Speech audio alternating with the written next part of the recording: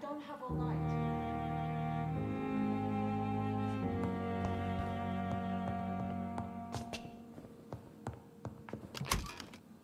I not want to make wait, Doctor. I have patients to attend.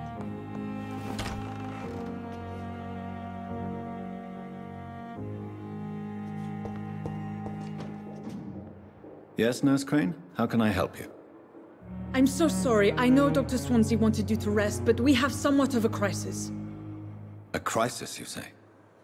Our supply of antiseptics is nearly depleted. I was hoping there was another box up here, but...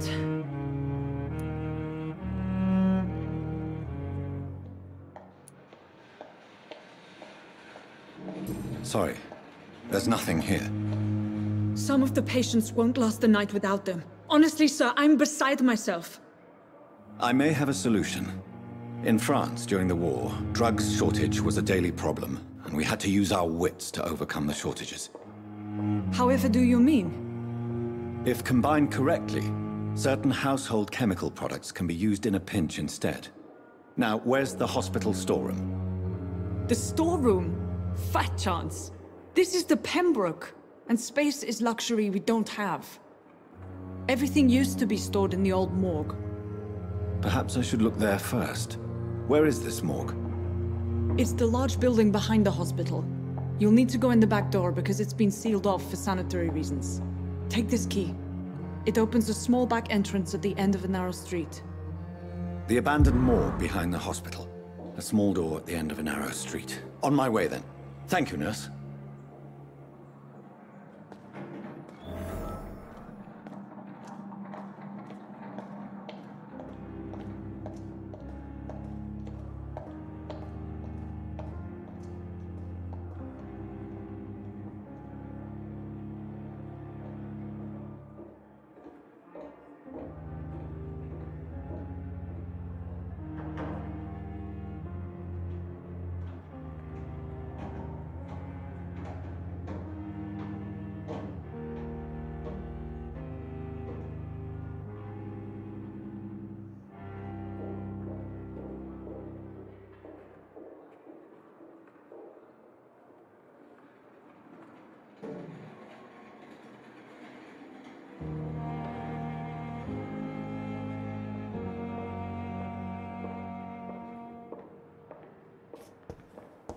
I cannot enter.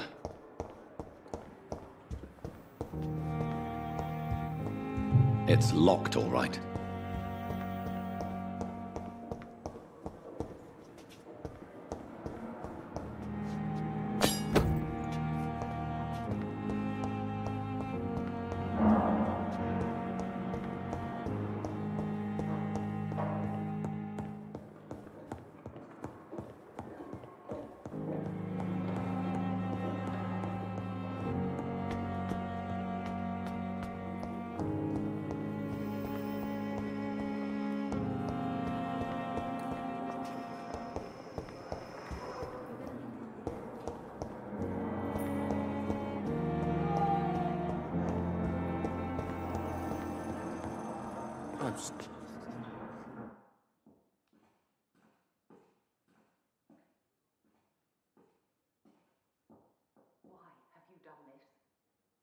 I will not let you down, my boy.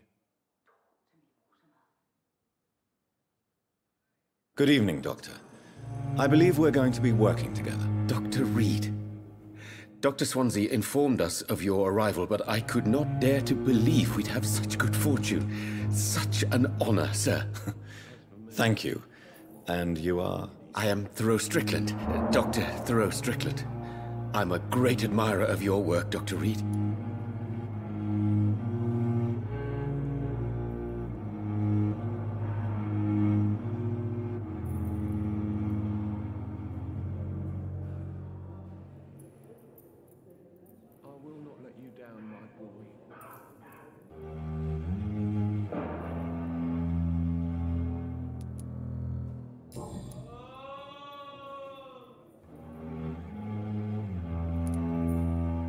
Please, could you tell me something about yourself? I'm a great admirer of your work concerning blood transfusion, Dr. Reed. I run my own experiments. I'm convinced it's the future. What made you choose to be a doctor? I'm not ashamed to admit you and your work have inspired me. I am honored to have the opportunity to work by your side.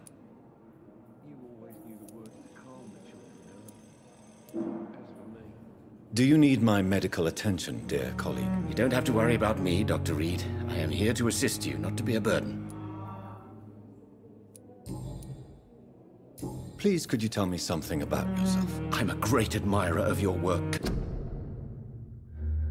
Concerning blood transfusion, Dr. Reed, I run my own experiment.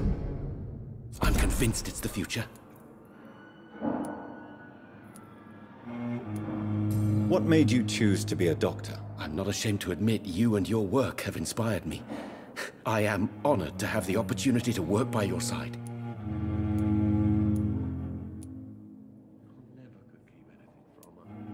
It's always a pleasure to share scientific and medical knowledge with someone eager to learn.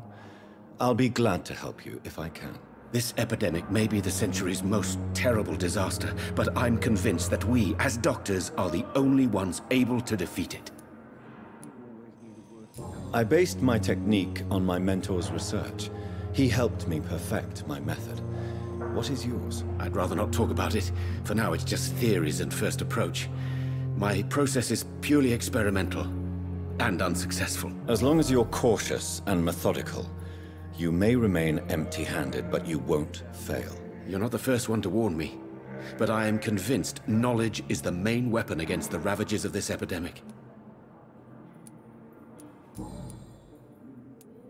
What can you tell me about the Pembroke? Well, it has always been an honor to work with Dr. Swansea. But with your arrival, I can't think of a better opportunity to learn about blood transfusion. You seem quite optimistic.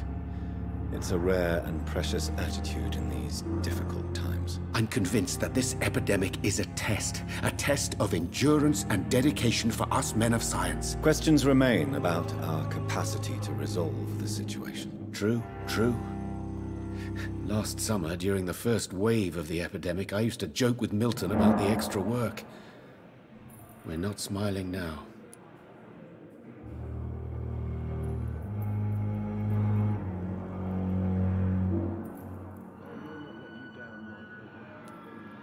Do you need help with anything in particular? Well, yes, maybe. I'm waiting for a batch of products I ordered for my personal research, yet my supplier seems to have vanished. Do you want me to play the errand boy for you? Oh no, Dr. Reed. But if you went personally to his shop, what with your reputation and all, he wouldn't dare to refuse the products I need. I see. Well, give me the address, for I may pass by if I have time.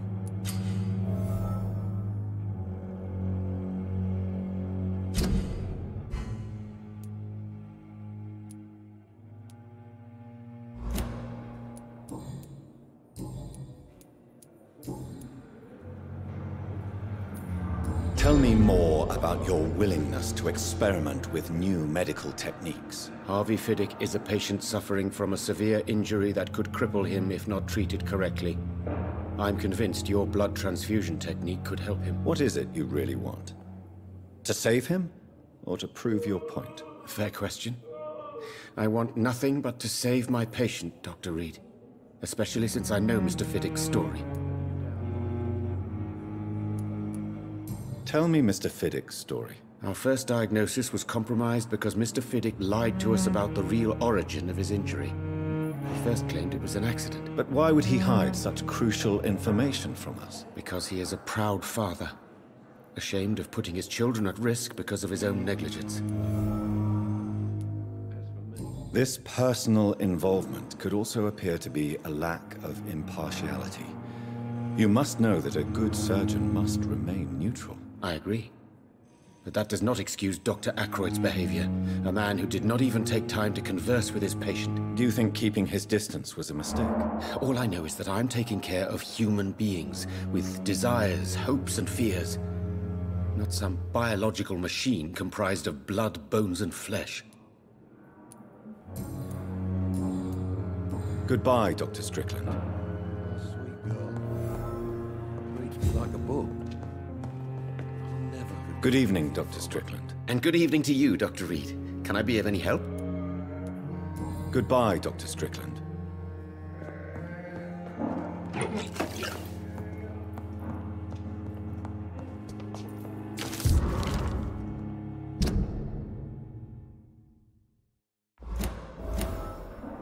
This hospital seems to be falling. Good evening, sir. I'm Dr. Reed. May I help you? I don't know if a third opinion is needed. Your colleagues are already arguing about my condition. I see. Would you mind telling me more about your situation? I'm Harvey Fiddick. All I want is to get me bloody arm fixed properly. Is there anything else that's bothering you? Can I help in any way? I'm all right. Considering the state of this place, I should consider myself lucky, I guess.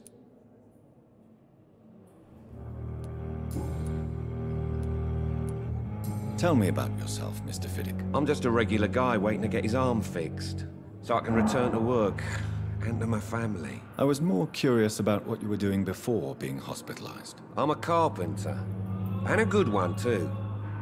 But that means I need both arms to feed my family, Dr. Reed.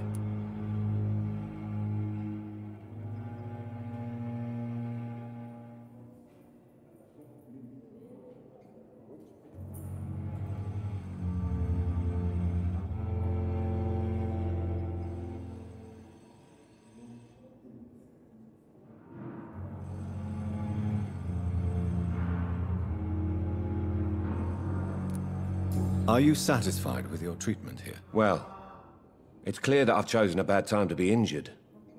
Forgive my bluntness, but you seem overwhelmed by cases of the flu. I won't lie to you about it. I'm afraid we are. Are you sure you don't want to operate yourself, Dr. Reed? I have the feeling you're very capable, and your colleagues seem to think so too. In other circumstances, you would be right. But for now, I don't think I can take on the responsibility. My apologies. Tell me about the doctors who are arguing about your case. Strickland and Aykroyd. They both want the best for me, but there's a lot of pride there. Doctors are no different from carpenters, it seems. What do you mean? I often had professional arguments with rivals on a building site. Difference is, I disagreed about wooden nails, not flesh and bones.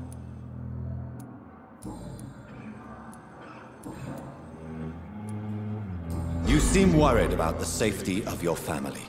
And it's obviously the reason why your wound troubles you so much. I cannot give up on my children now. They both need me living. What about their mother, if I may ask? She died in 1915 during one of the first Zeppelin raids. We never found her body. Tell me more about the death of your wife, Harvey. 1915. I was in the army, building workshops for the Royal Flying Corps. Helen was happy I wasn't sent to the front. What happened? The Germans sent Zeppelins to bomb the construction site, but they missed their target. My wife was bringing my dinner when the bombs fell. I'm sorry for your loss. So many died during the bombings. I served in France and witnessed the carnage there. I would like to say that she didn't suffer. Truth is, I have no idea. I just know that I'm all that me kids have. Poor little bleeders. How are your children after losing their mother? They were smaller then. The only good thing about this is my Helen didn't bring them with her that night. Tell me about your injury, Harvey. Why do you feel so guilty about it? My wife died because of me. And now I may lose everything because I've been careless enough to hurt myself. What an arsehole. How could your job be responsible for your wife's death? I was working a double. She went out to bring me a hot meal and got caught in a German bomb raid. You can't hold yourself responsible for your injury, Mr. Fiddick. Unless you tried to hurt yourself. Of course I didn't hurt myself. But I can't work until my arm is fixed. My children need to eat, Doctor.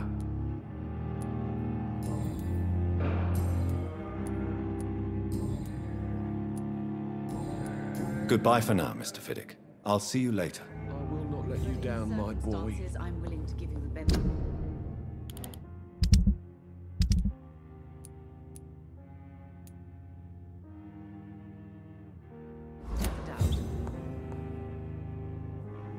Good evening, Mr. Fiddick. Good evening, Dr. Reed.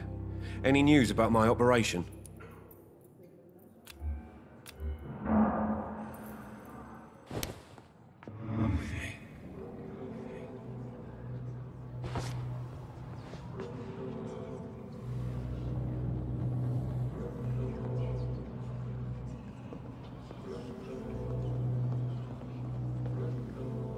Good evening, sir. I'm Dr. Reed. I believe we're going to be colleagues. Reed? Yes, I've been informed about your arrival. I'm Waverly Ackroyd. Welcome aboard, I suppose. Does my arrival inconvenience you in some way, Dr. Ackroyd? Let us just say that I don't particularly share Dr. Swansea's enthusiasm for hiring you. What we need here are reliable professionals, not overrated dabblers. If you have a problem with me, Dr. Ackroyd, please feel free to tell me. Dr. Swansea has imposed your presence on this hospital without asking anyone's advice. The benefit of his position. But I don't agree with it. I know we've never met before, but I believe this hospital could use all the help it can get. You will agree with that, I'm sure. Oh, but I have heard about you, Dr. Reed. Of course, you can't say the same about me, since I have not wasted my time courting the press.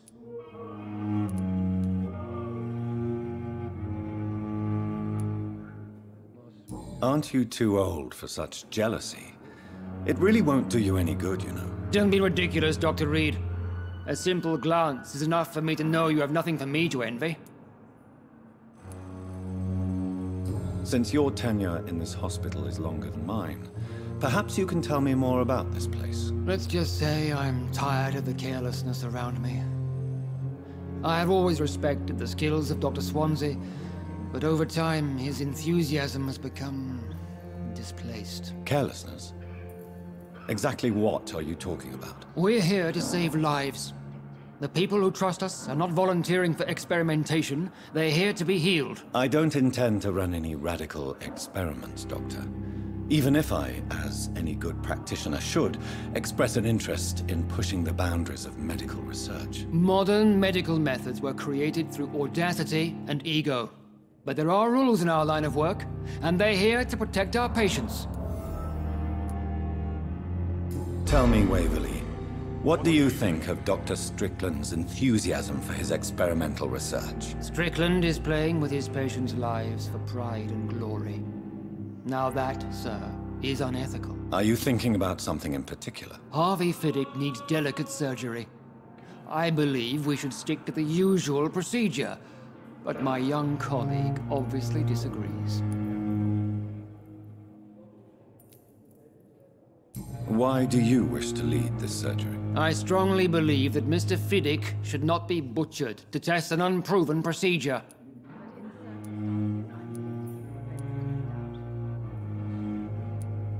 If you are going to lead this surgery, I'm trusting you to assume the consequences of your actions, whatever the result. I'm not the kind of man who runs away from his responsibilities, Dr. Reed.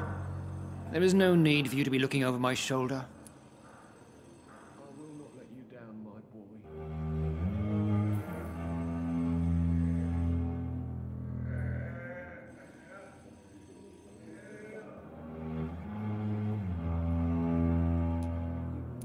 And are you not afraid that your rivalry with Strickland may be blinding you? Rivalry? I guess you could call it that. But I will never be childish enough to let my personal feelings affect my judgment. Thank you for your time. We'll talk later.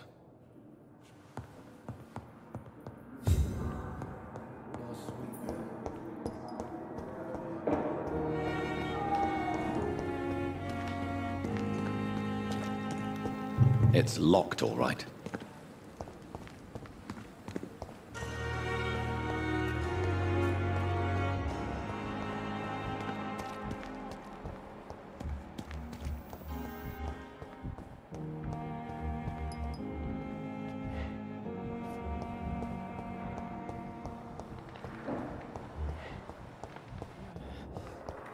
Damn. I wish I could beat the pain. Good evening, miss. Here again. I'm Dr. Reed, the new surgeon at the Pembroke Hospital. And who are you? Your name has no meaning to me, mortal.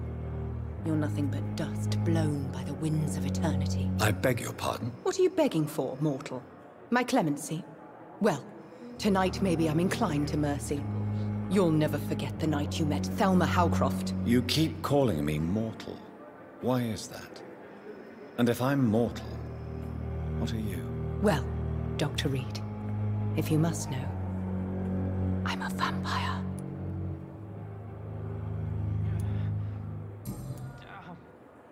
And why do you believe you're a vampire? I don't need to believe anything. It is what I am. It is what I feel within this hollow shell of flesh. Please, describe to me how you feel. What is it like to be a vampire? I can hear my body crumble from the inside as my flesh cracks and fades. I sense the last pulse of postulant blood within my drying veins. I need new blood. I see. Have you ever heard of Cotard syndrome, Miss Howcroft? Never. It's a mental illness discovered by a French neurologist named Jules Cotard. The affected patients are delusional. They believe that they are putrefying, that they are dead, a ghost or a ghoul, or in your case, a vampire. Delusional, you say? Oh, sad and petty mortal. You can't even begin to understand the concept of immortality. And you think it is I who am delusional. I'm assuming you must be a patient here. Am I right, Miss Howcroft? It's only a cover. To hide from my enemies. I can leave whenever I want. As a woman, a spirit, fog, or bat. Who are these enemies you mentioned? Can you describe them? I cannot say for sure. But I sense their eyes on me from nearby. I feel them watching me every time I visit the garden near the morgue. The staff here are not your enemy.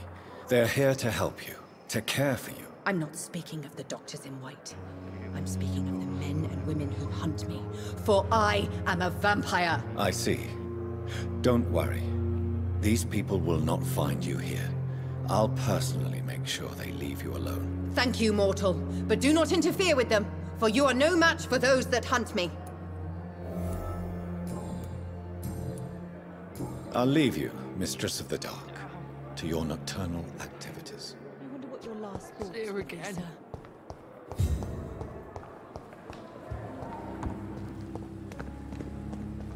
It's safer here than anywhere else in the East End.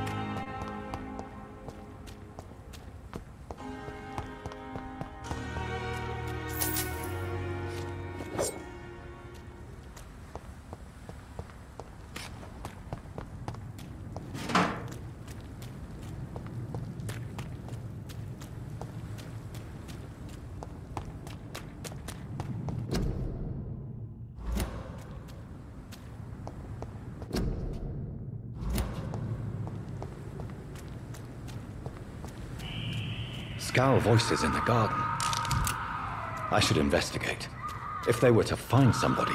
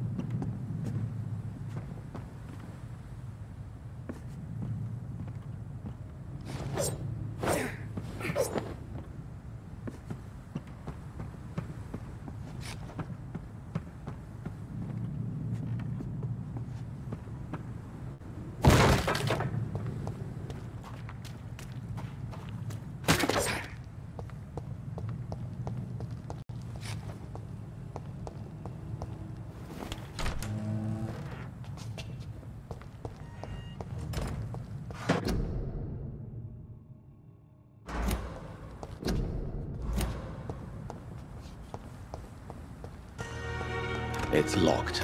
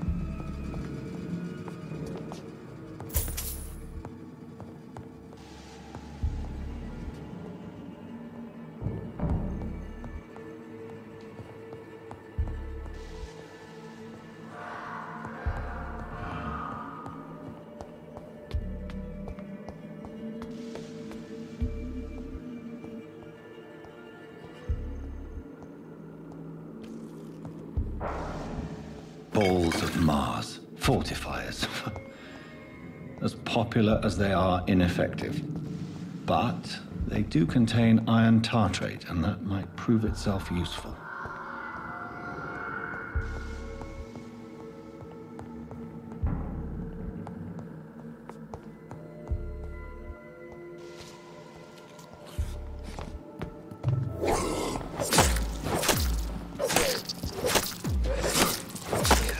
Behavior is similar to the infected William Bishop. Must be the same. This key will surely grant me access to the basement.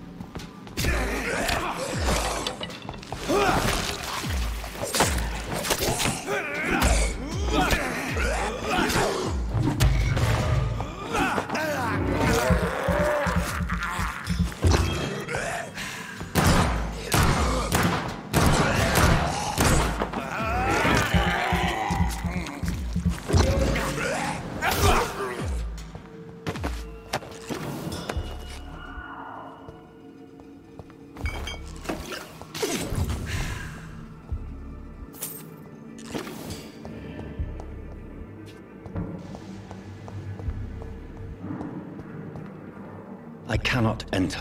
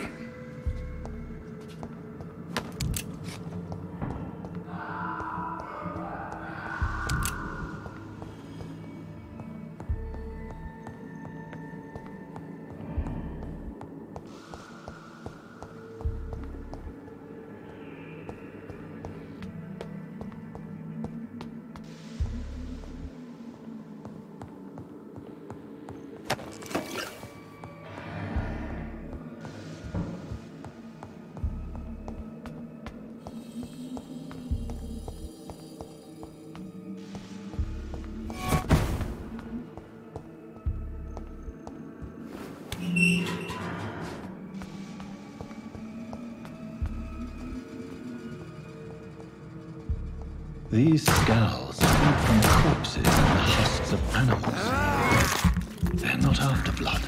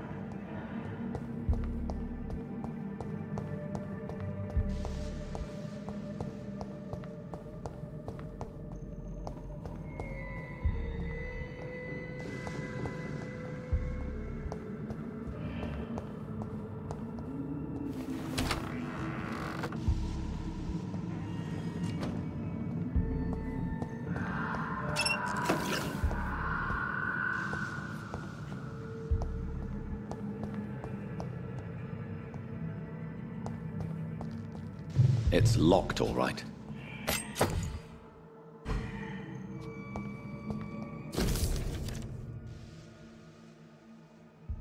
Mr. Connor's injuries don't match the report. Traces of a pinkish foam at the corner of the lips. Some sort of drug overdose, perhaps? Multiple abrasions and scarring on the arms and legs. Old and distinctive injuries of a sailor or a fisherman.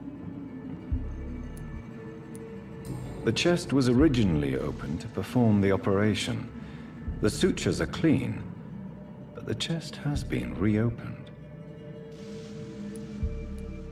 A puncture over the left lung, possibly a chest tube insertion. Not the cleanest work, but I think it was successful. Signs of internal bleeding.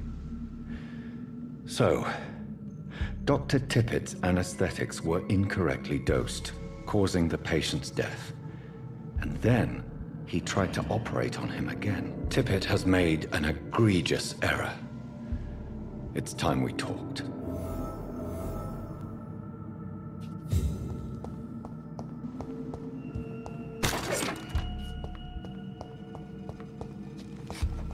It's locked, all right.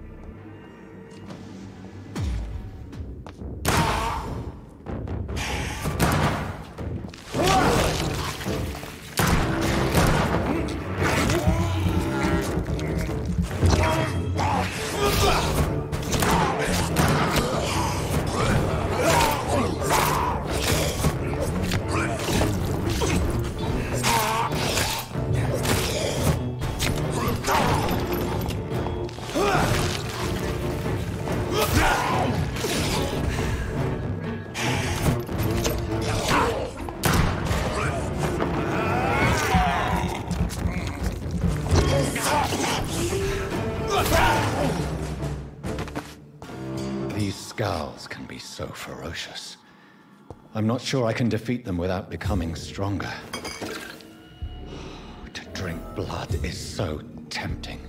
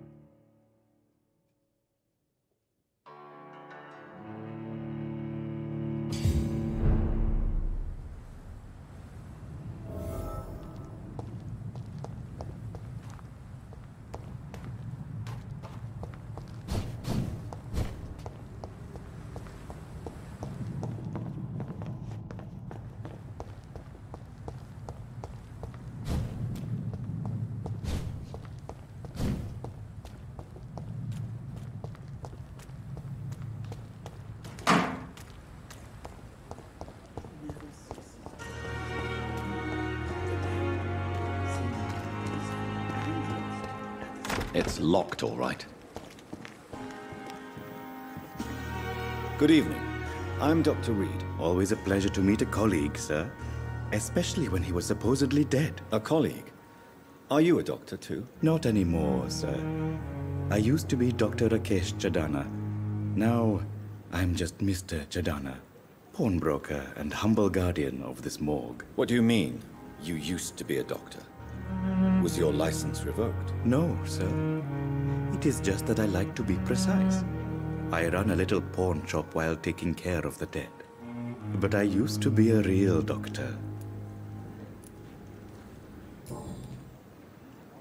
Are you afraid or uneasy being surrounded by so many corpses? Why should I? These bodies are empty vessels. Flesh left to decay. Poof! No soul anymore. All gone.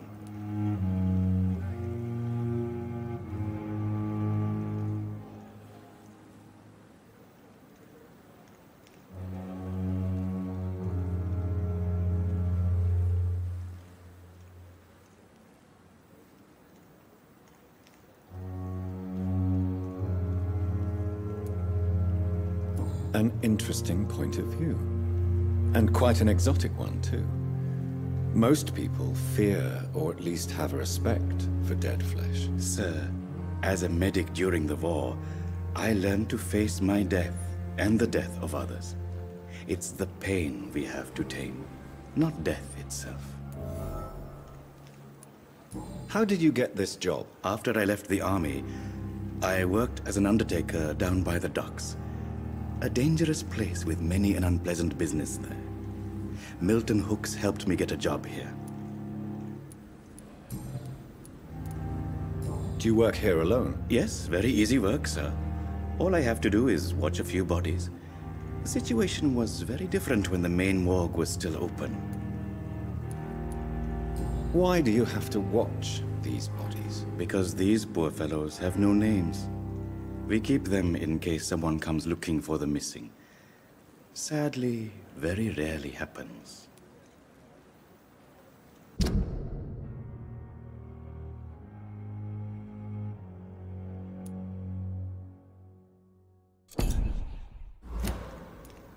Why close the hospital's main morgue? It was for sanitary reasons after the beginning of the epidemic. Cadavers had to be moved to the nearest mass grave.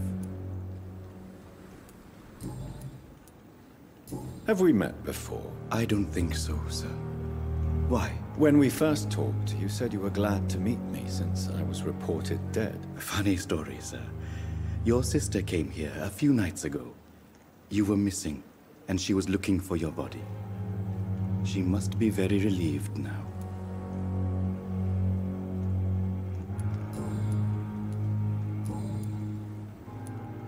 A pawnbroker? I expect you get all types of people here. Yes, sir. All kind of people. For I sell all kind of goods. Who comes here to trade with you? It's very unhygienic, even unsafe. Diseases can spread.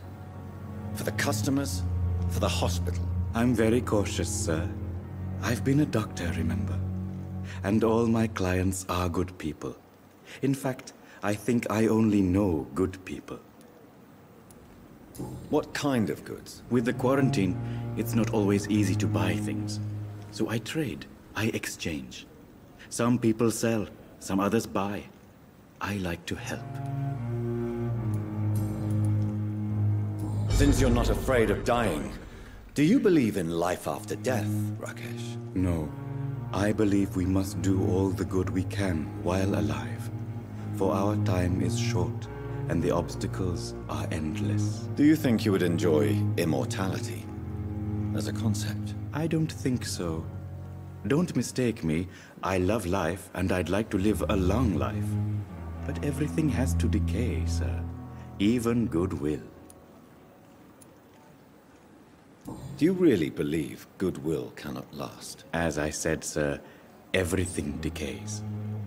If I was to never die, goodness, I would be bored or worse. And I like to be helpful, sir.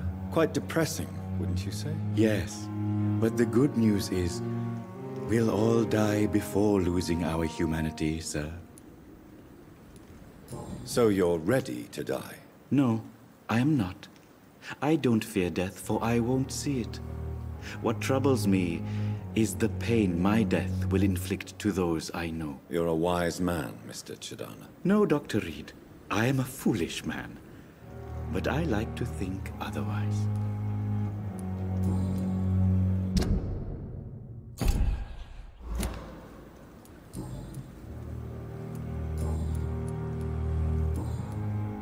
Please show me what you have to sell. Of course. It's just trinkets and curios, really. But I'm sure they can be useful.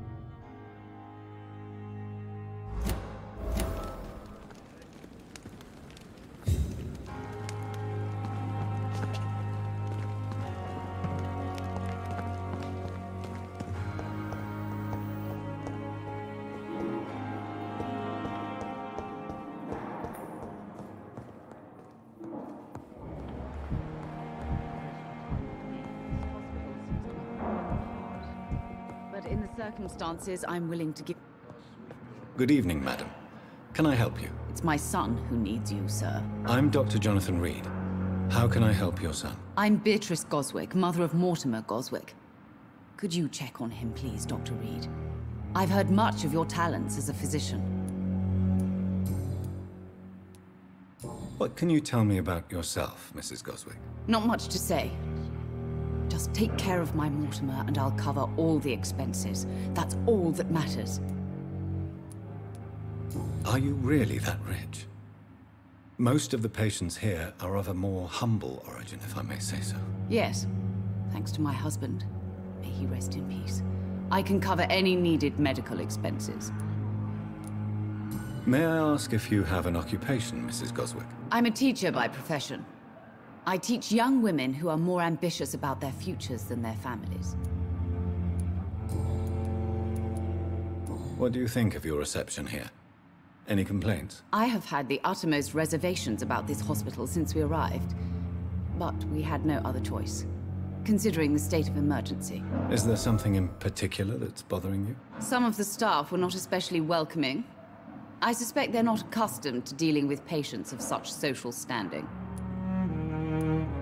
Tell me more about your arrival at the Pembroke Hospital. What gave you such a bad first impression? The ambulance driver was quite rude, for a start. And that nurse, Miss Hawkins, seems to have quite a dubious attitude. What do you mean? She managed to secure a bed for my son despite the epidemic. It was a relief, but it wasn't cheap. She charged you for a bed? Yes. And I paid without question, considering the urgency of the situation.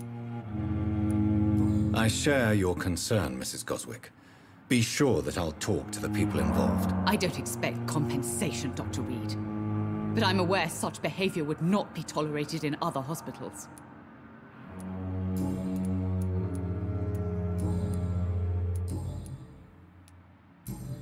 Goodbye, Mrs. Goswick. Good evening, sir. Doctor. Good evening. I'm Dr. Reed.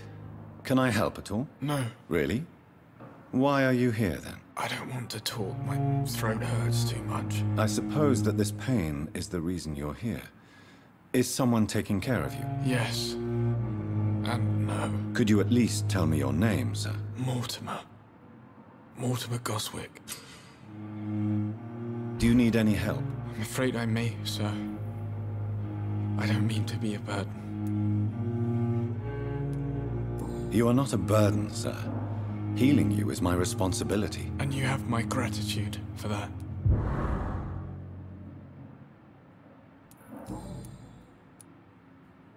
How painful is your throat, Mr. Goswick? So painful I'd rather not talk at all, Doctor.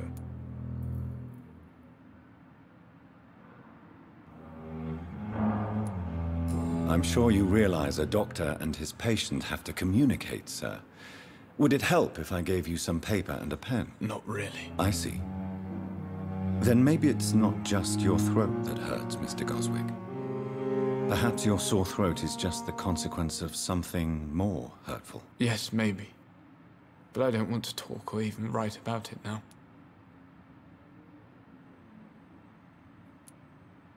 Why did your mother have you hospitalized here? She seems convinced this is a bad hospital. My mother just wants the best for me. She won't rest while I'm here. She'd go all the way to hell and back to help me.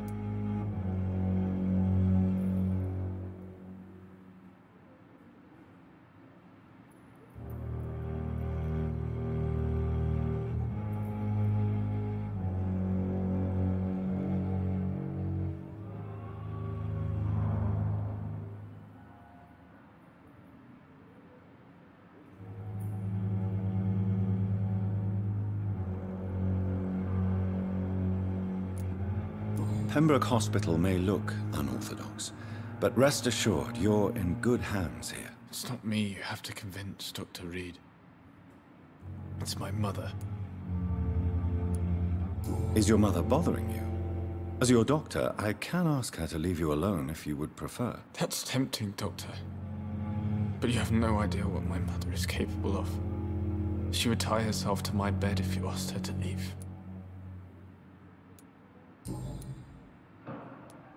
How painful is your throat, Mr. Goswick? So painful I'd rather not talk at all, Doctor. I'll let you get some rest, then. I'm all right. Don't waste your time with me.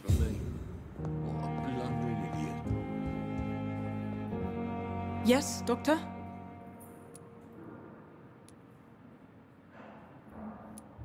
Exactly how bad is the supply situation here at Pembroke?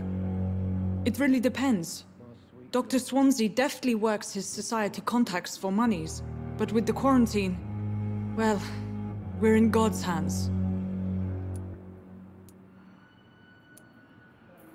Why then do you always work the nights? Don't you ever sleep? At the Pembroke, we're always hands on deck. Your dedication to the Pembroke does you credit, Nurse Crane, but when do you sleep? We staff get our sleep when we can, Doctor. Nursing is a vocation, not the labor of a journeyman.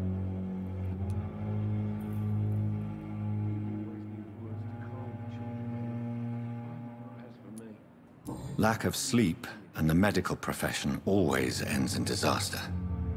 I've witnessed many a colleague succumb to stimulants to fight exhaustion. Drugs were as deadly as bullets in the trenches. London's trenches start here at Pembroke Hospital. We are on the front line, make no mistake.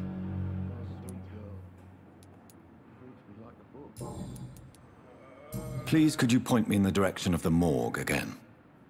It's the large boarded-up building behind the hospital. You can't miss it. The key I gave you will open the small back door to it. That's all for now, Nurse Crane. Thank you. I'm all right. Dr. Reed, may I help you? I will not let you down, my boy. What can you tell me about the epidemic, Nurse Crane? I've been out of touch since I've come back to England. Everyday folk don't know how bad it is. The papers certainly won't tell them. Not as long as the war is raging on, anyway. News on the front stated that the Spanish flu was under control, at least in Britain. It seemed to be for a while, but that was only last summer. It returned with a vengeance just over a month ago.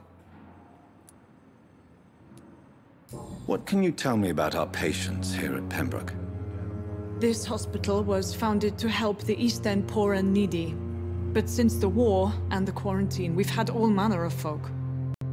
Can you be more specific? Well, veterans, the elderly, dock workers. We even have a few mental patients. If there's space, we take them.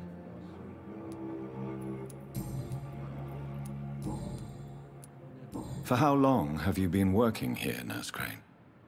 I first volunteered at the Pembroke in 1911, a few months after Dr. Swansea was appointed. And before you arrived here?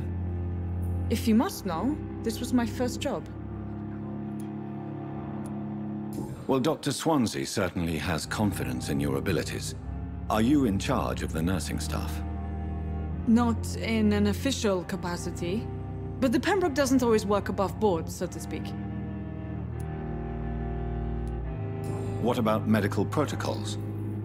Dr. Reed, we don't have the money and resources here at the Pembroke like they do in the West End. We do what we can. How is the duty roster organized? Everybody works until they can't. If there's time, they'll eat a meal and shed a silent tear.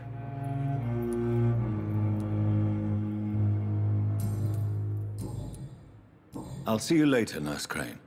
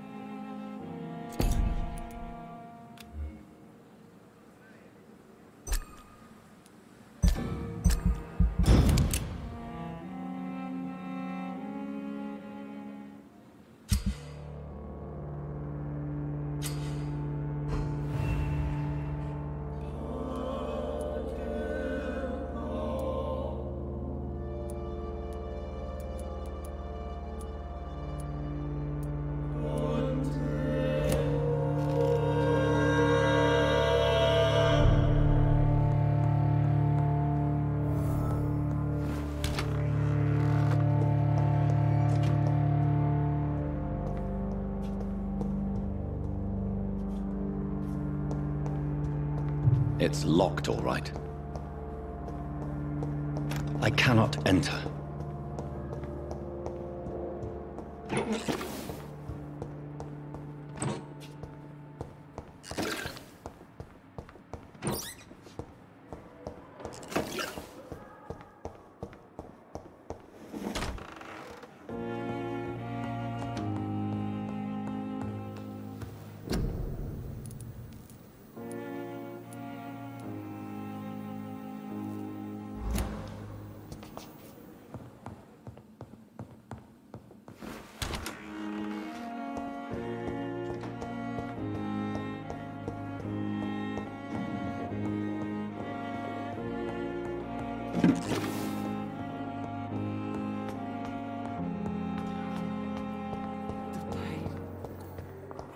here again.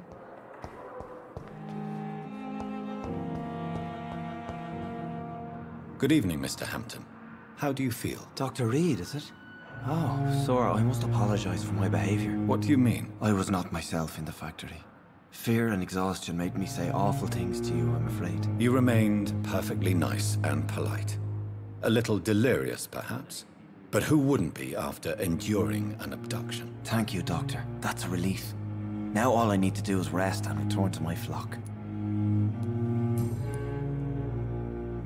How did you end up in William Bishop's den? I had received alarming news about his recent behavior. I went to his place and he refused to let me go. Why did he abduct you? William was an alcoholic. His addiction suddenly changed to blood. I don't know why. Just like a patient I met here. This Miss Hawcroft. You dared to enter this awful place alone. You're a hero, Mr. Hampton. Or a fool. I'm just a man trying to help his friends, Dr. Reed. William Bishop was a conflicted soul, searching for light. Do you know Tom Watts, the bartender from the Turtle? I met him before I found you in the canning factory. Tom? Yes, of course. Always the helping hand, good old Tom. Without men like him, corruption and despair would have wiped out the East End long ago. People are still in despair. How could it be otherwise? The authorities have left us all to rot in this contagious nightmare. No drugs, no advice, nothing. It's a damn shame. Who should I avoid in this part of town, then? Any particularly evil figures? Not really. Most men and women are just doing their best. And it's not my habit to speak ill of people I know, Doctor. What is the general situation in the East End docks? The situation has always been tough, with a lot of tensions between the gangs and the Dockers' trade union. The Wet Boot Boys are very nervous since they lost their leader. Who leads the gang now? Since Clay Cox went missing, it's his wife Edwina who runs the show, with the assistance of her minion, Dooth Digby. Has the gang been threatening you? Ah, no. I've had this nickname for so long, you know, the sad saint of the East End. No one dares to bug a saint, not even criminals.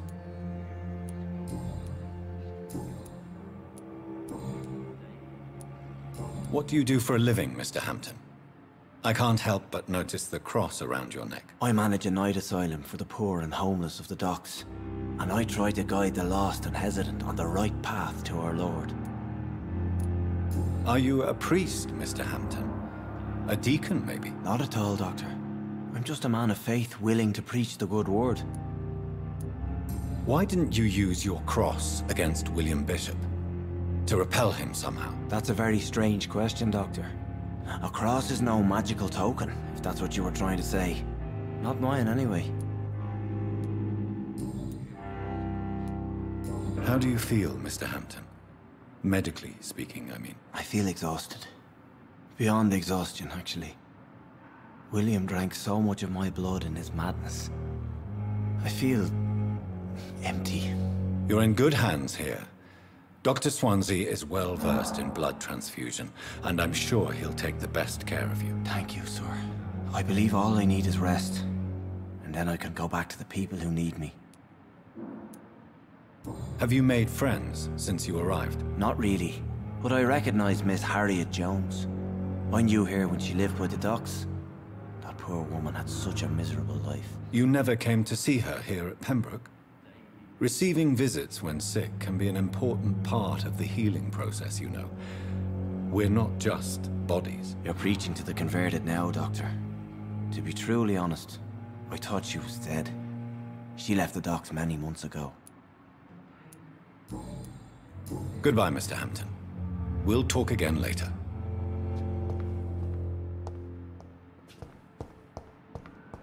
It's locked, all right. Good evening, sir. Can I help you? Unless you're here to fix my face. No. I don't think you can help me. I'm Dr. Reed. I've recently taken the position of head surgeon here. war injuries, am I right? You guessed right, Doctor. German shell took my pretty little mug right off. But they still call me Thomas Elwood. Soldier, do you need assistance? I'm fine. Just do something for this pain, will you? That's all I'm asking. How is your stay with us, Mr. Elwood? Oh, it's bliss. I just escaped death in the trenches to be surrounded again by the moans of the dying. Can I ask you precisely why you're a patient here? It's the pain, sir. The drugs don't work. It just hurts under the scars, if you get my drift. Can I do anything for your pain? Nurses gave me a bunch of pills. No effect. Told you. It's like the flames are under my skin, burning away. Who is treating you? Is someone in particular looking after your case? Nobody since the old and tired doctor spoke to me. Started to think I was forgotten about. Wouldn't blame you. You don't seem worried by that. My face hurts so much more when I smile or cry. I've learned it's easier not to speak. But be assured I'm smiling inside. Why do you feel responsible for the injury, Thomas?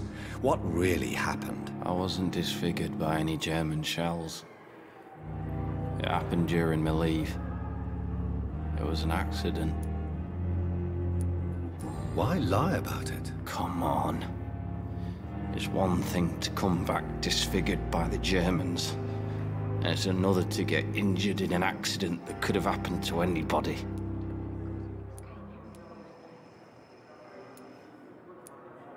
You know you can't hide forever. One day you'll have to face your loved ones. Until that day, you have no chance of real recovery. My friends all died in the trenches. It's shameful enough to be alive with these stupid scars. I don't want my children to see me like this. Tell me what really happened then. I went with a whore in Rouen. Dead drunk I was. The hotel was a shithole. There was a fire that night. Did you start the fire? Were you trying to avoid going back to the front? That's not uncommon, you know. No. It's just that I was asleep when the flames reached the room. The girl was long gone. Bitch never woke me up. Left me to burn.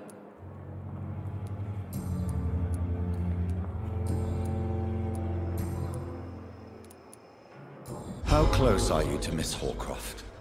Are you aware that she thinks she is a vampire? To wait for her next nibble is the best reason to stay here. Every time she approaches my bed, she treats me like something tasty. A normal person. Aren't you afraid? She may hurt you if the game goes too far. She's quite harmless, I can assure you. Her head's broken inside is all. While I'm busted on the outside. But she's still beautiful. Living proof that there's hope for me. So do you let her bite you? You know that's not sanitary. And why not? She's only supping a few drops of my blood. And the pain, it's real for once. She could decide to bite less willing patients. Then it's another good reason for me to stay here, Doctor. You do realize she's mentally disturbed. It's called the Cotard syndrome. She truly believes she's a vampire. In her madness, she never refers to my scars. And frankly, if I could, I'd join her world. It seems much more fun than the real one. You told me before you don't want your children to see you like this. Do you have any other family? My sister Agatha has raised my nippers since their mother died. Don't want them to look at me like this. How could children despise their father injured in the war? What do you think? They saw me. Once. Like poor angels left the room crying. They keep on having nightmares every week, my sister told me. Your sister's not a child. I'm sure she has nothing but respect for a wounded soldier, and you are her brother. You don't know my sister, Agatha.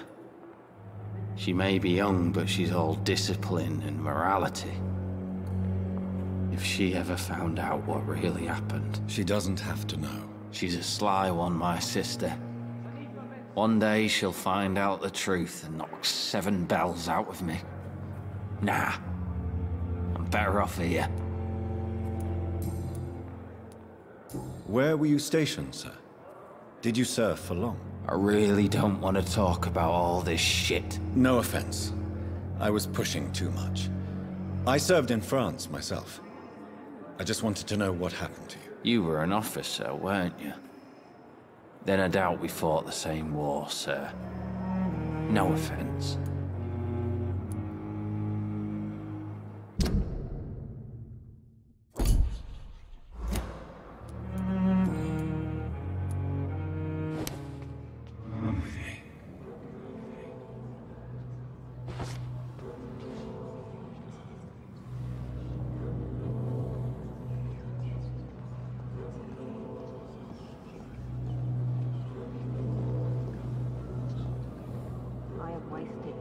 Energy for so little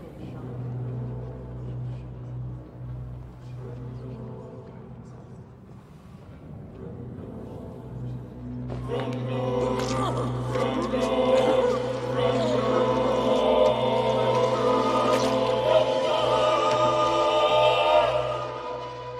So this is how it ends. Farewell, my life, you betrayed me, good.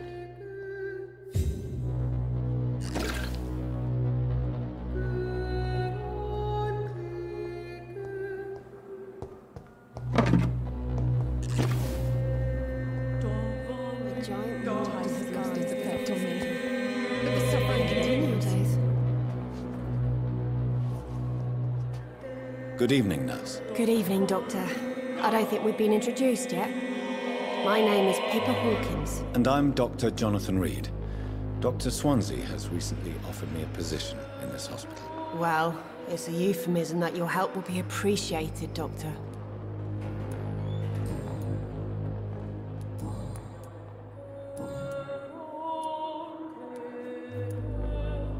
How long have you been a nurse? Well, long enough to see that the epidemic is winning. And no matter how qualified you are, don't tell me you'll change that.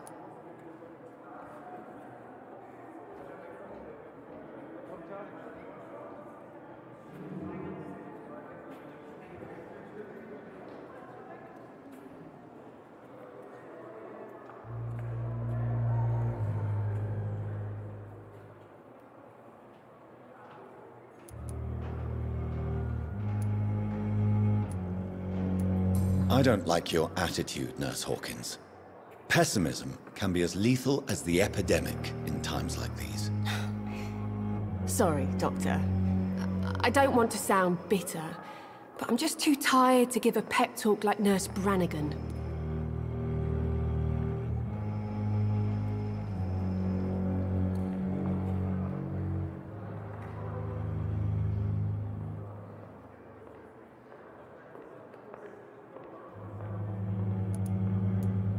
How would you describe the situation at the Pembroke Hospital? It's serious. The flu is wreaking havoc amongst the staff and patients. We are running out of everything. You must get a hold of yourself, nurse. Sorry, I'm exhausted. No one has any idea when this epidemic will be over. Nurse Hawkins, the Spanish flu won't last forever. Even the Black Plague didn't kill everyone. I wish I could believe you. But what if this epidemic was worse? What if in the end, nobody was spared? Do you need medical help yourself, nurse? I'm fine, really. I just need to sleep.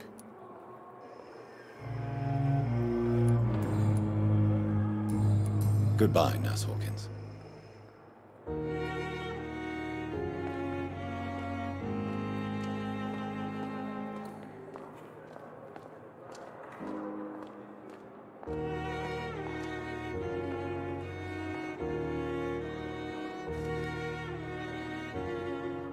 wasted too much energy for so little result.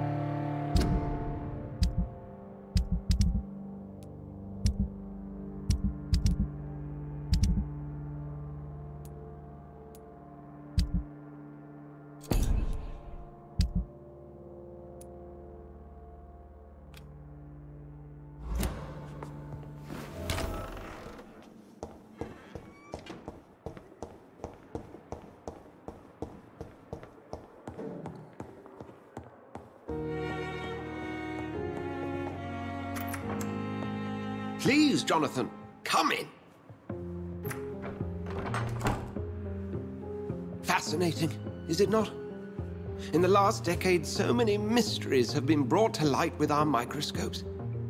The human body, biology's penultimate frontier. The more we explore its boundaries, the less we're able to trace a clear line between life and death. You, my friend, have a foot in both countries. The view must be vertiginous. It's at least as vertiginous as chatting about vampires with you, I would say. This must be all so new to you. This area of town, the hospital, a brand new life. How stimulating it must be. I wish I could share your enthusiasm, Dr. Swansea, but my condition defies scientific categorization. Undead? Unalive? Immortality defies logic. I cannot express my thrill at this serendipitous turn of events. The world's most eminent specialist in blood transfusions, a vampire. One might say a gift from heaven.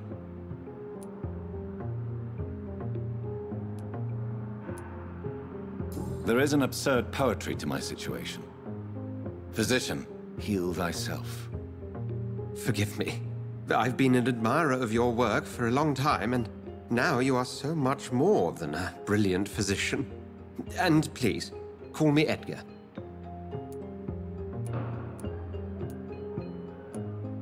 There is no need to apologize, Edgar. You offered me sanctuary when I had none. Very well. I have a task for you, Jonathan. Something that will require all your newfound skills. Please, go on. The Pembroke only survives through the generosity of our benefactors. Unfortunately, our main donor has found herself in a bit of a bind. Now, if you could help her out... A spokesman or politician is what you need. That's not my calling. And until I come to understand what has happened to me, I require discretion. Discretion is in order, Jonathan. Lady Ashbury has recently received rather indelicate correspondence that, if revealed, would jeopardize her position. And you would like me to eradicate this threat? By the stole, of course not. I would just like you to pay her a visit. Her ladyship is certainly near the tents outside, tending the sick. You can't miss her. Look for someone impossibly delicate. Accepted. I'll see what kind of trouble Lady Ashbury is in.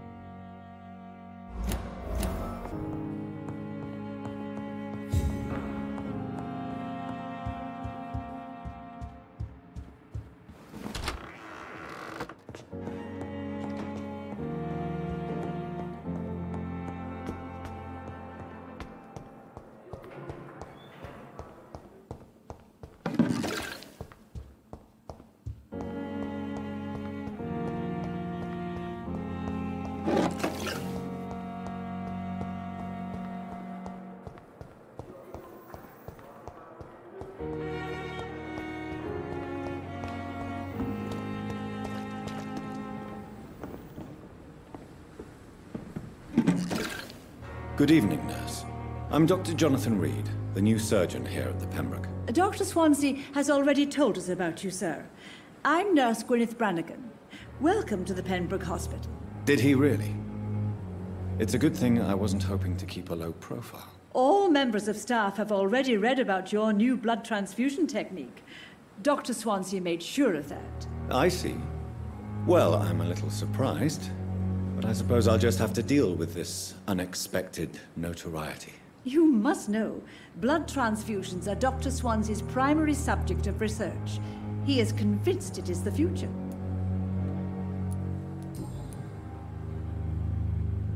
How are things here? Not good, to say the least.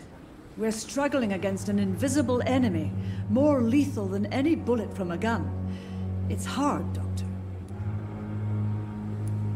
An invisible enemy? Quite a poetic term for a disease, especially from a nurse. Sorry, Doctor. These last few weeks have been exhausting. We could all do with a good night's sleep.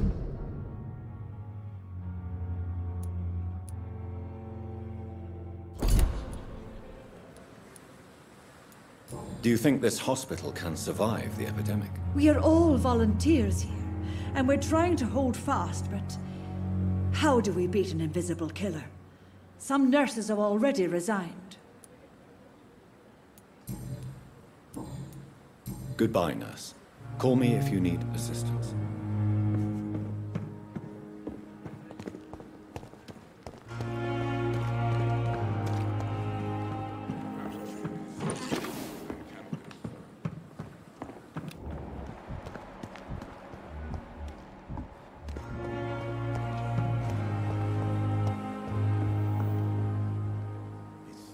The flu took my dear wife, Emily. I take comfort knowing we'll soon be together again. Mr. Rainfield, that's no way to talk. You're in good hands here, and we'll be up again soon enough.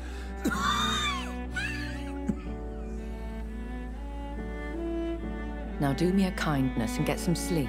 I'll be back round later. Your words are kind, the blessings of an angel. You're the sweet, sweet Lady of Mercy.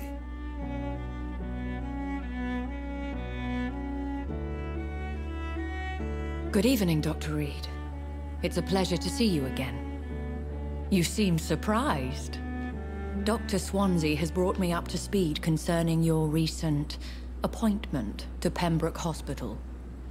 You're a the lady who saved me that night, before vanishing into thin air. I remember you from the pub with Dr. Swansea. Indeed. Allow me to introduce myself formally this time. My name is Lady Ashbury. I remember you well, in spite of the brevity of our encounter.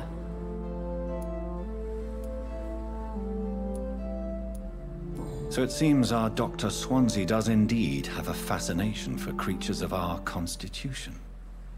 Dr. Swansea is a remarkable man. Dedicated, one might say, obstinate? He spent years compiling our bestiary. I hope you're more disposed to answer my questions now. You must have countless questions, but our rather urgent matter first. Swansea has explained. My cover, if you prefer, has been compromised. Pardon my boldness, Your Ladyship, but I have questions concerning this condition we share. As a newborn, your hunger for answers is rivaled only by your thirst for blood. But the questions need wait. I'm a scientist. My trade is in the deciphering of mysteries, and I need information to feed my mind. I will gladly answer every question you have, but first, prove yourself capable of resolving my predicament without eating the culprit.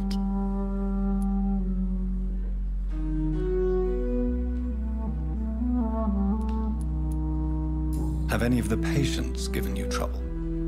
These poor souls have so little left to live for.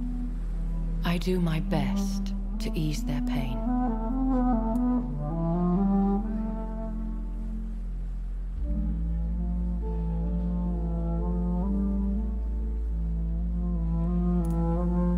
The world would be a better place if it were cared for by women like you. You make me blush. I am simply a necessary evil.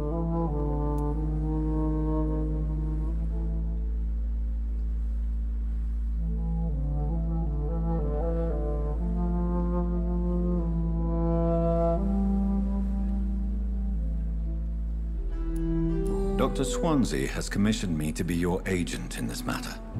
You could start by explaining what's amiss. These past insufferable weeks, I've been the victim of extortion. I've made a first payment, but the blackmailer grows greedy.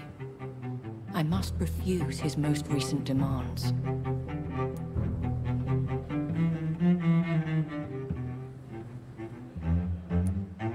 What are your expectations? Please be precise. As the newly appointed surgeon of this hospital, you are in an excellent position to ask innocent questions and deftly learn the identity of my blackmailer. Who would be so foolish as to threaten you? A kindred spirit. Even if it were the case, and I highly doubt it, a vampire would have asked for something more valuable than money. My suspicions lean toward a patient or their family.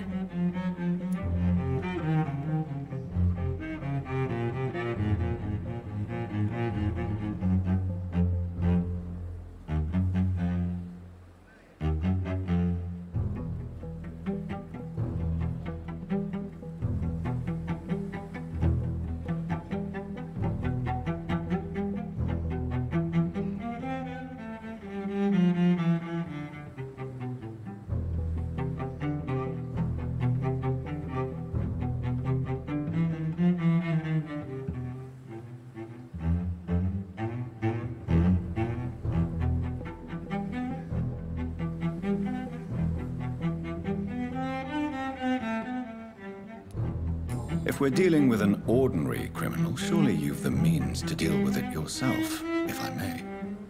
As immortal tradition doth dictate, all fangs and hypnotic eyes ablaze. The blood would run like a river. That's what I hope to avoid. Violence has a tendency to spiral out of control. Please continue. Every detail is essential. I'm your man. My embarrassment in this matter is eclipsed only by my shame at having put the hospital at risk. The threat from our anonymous scoundrel is clear. A list of dates. My visits coinciding with the dates of suspicious patient deaths due to massive blood loss. I'll take care of it. Do you know where I should start? If that was the case, I'd settle the matter myself. You could talk to our local gossip, Harriet Jones. Not a pin drops here without her hearing about it. I'll meet that woman now. My life, as others know, is in your hands, Dr. Reed. I'm sure of your discretion, but I do fear your powers of persuasion will be put to the test. When this is resolved, I'll be your obligé. I'll answer all questions in regards of your condition.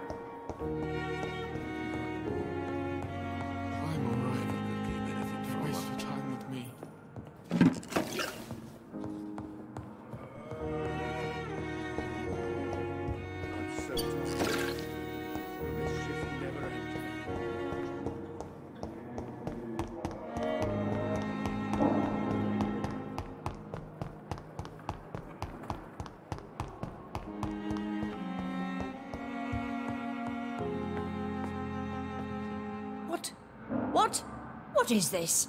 Who are you? Get out of my room. There's no need for alarm, madam. I'm Dr. Reed, the new surgeon. Preposterous. Dr. Reed, you say? I don't want some bumbling intern. Where's Dr. Swansea? If you continue shouting, I'll have you restrained and gagged. Understood? How brave. Threatening an old defenseless woman. You know how long I've been a patient here? You've picked the wrong fight. I'm Harriet Jones. Harriet Jones? Indeed. I've been meaning to have a chat with you. You know what goes on here better than any other patient, I gather. Oh, better than any patient, nurse or doctor. I've seen so many vile undertakings. I heard there have been some despicable goings-on. Was there a case of blackmail? Blackmail? Wait. You're investigating something. This isn't a social call. One of those incompetent cunts slit a poor sod's vein.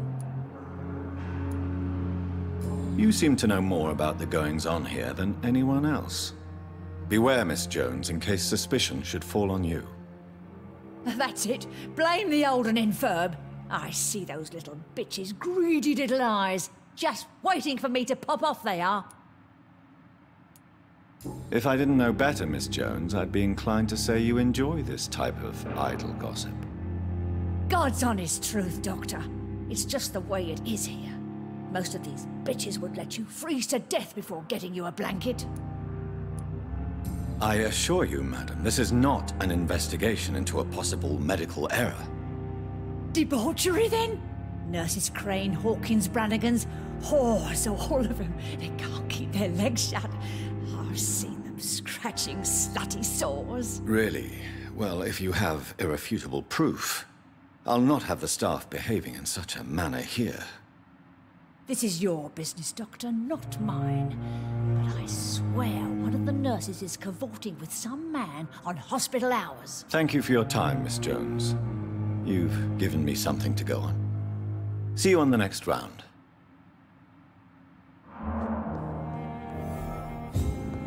The patients and staff might know something. I'll start my investigation with them.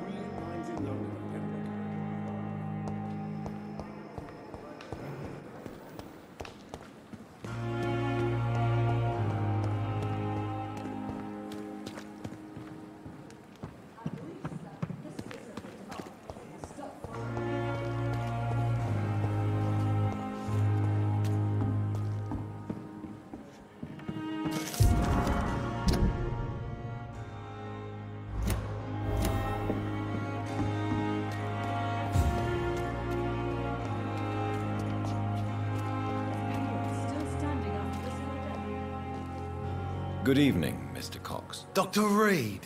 Still working at night, I see. I like that. And why is that? People who don't sleep at night always seem more alive to me. More interesting, one way or another. Have you heard of any underhand dealings going on in the hospital? Blackmail? That's not my style.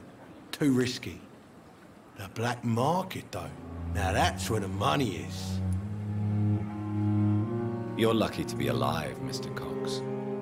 I hope you're starting to take better care of yourself. This place is full of sickness and decay. How could I get better in such a dump? Consider yourself lucky that I'm treating all of my patients equally. But don't push your luck. Don't play the innocent with me. I'm sure you have good reasons to act this way. And also weaknesses that can be exploited.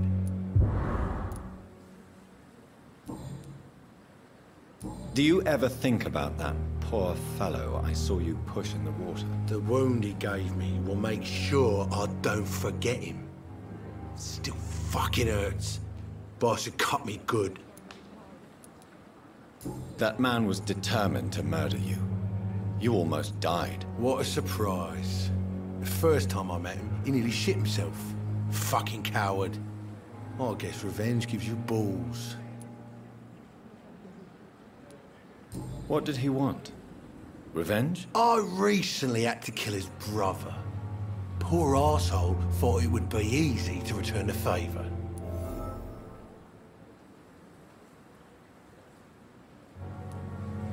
Perhaps you're right. Maybe only the strongest will survive in these dark times. If there must be only one, in the end...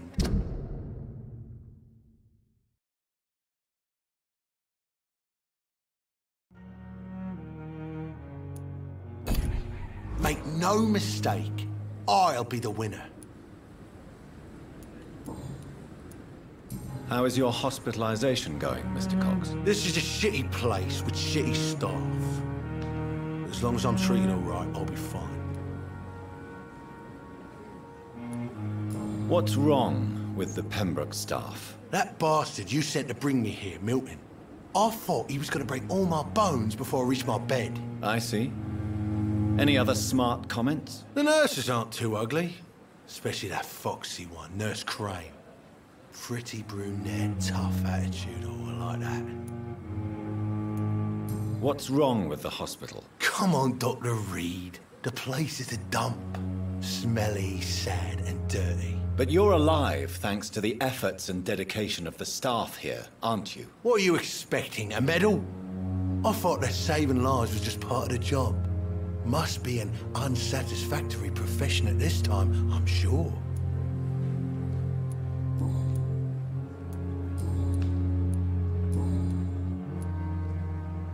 How long do you think you can escape the law, Clay? I know this city like the back of my hand, Doc. I know its streets, who to pay, who to avoid, and who to bully. I won't get caught.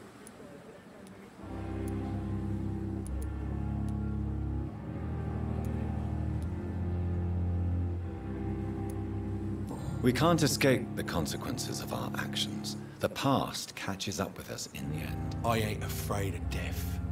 I don't hide who I am. I live my life honestly, which is more than I could say for most folks. And who are you, then? I'm the leader of the Wet Boot Boys. One day, I'll leave this shitty place and punch in the face all who thought I would not come back. Am I right to assume your wife's letter pissed you off, Clay? I was so mad, I threw away the knife she got me when we got married. Your wife gave you a knife as a wedding present. That knife has always been my lucky charm. If I'd had it in my hand when I got stabbed on that pier, I'd not have been wounded.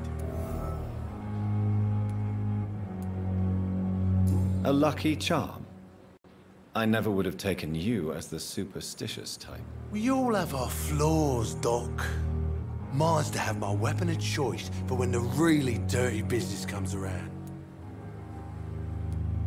Do you want it back? I don't need it here, but if you'd be kind enough to bring it to me, I'd be really grateful. A grateful Clay Cox?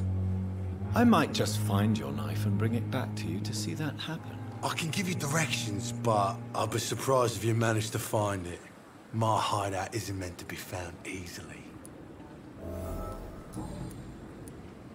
What can you tell me about your marriage, Clay? Marriage is the sweetest cage, they say. Well, I found myself locked in one with a wild animal. You mean your wife keeps you on your toes? No, I mean, we both have claws and we both love to bite.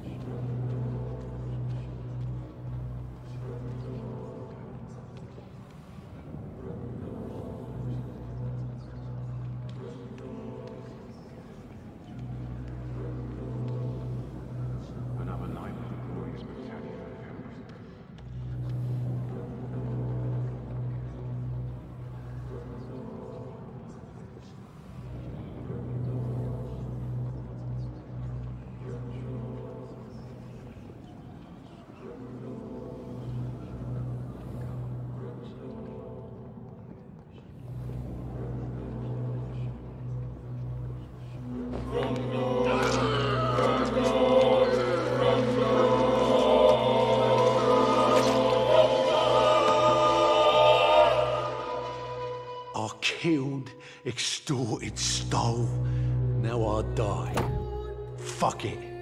I live the way I wanted.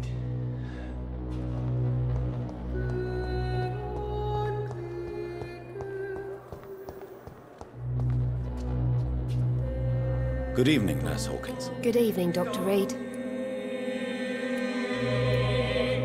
What can you tell me about the strange man visiting one of the nurses during her shift? Let me guess. You spoke with that old shrew, Harriet Jones. Do not pay attention to her, Doctor. She's full of fanciful tales. She could have been telling the truth about the mysterious man. That old witch will end up in hell soon enough. Who cares if a nurse finds some happiness where she can? No matter how you feel about her, Miss Jones deserves our help. Who says I don't care for her? Hate is what keeps that old crone alive.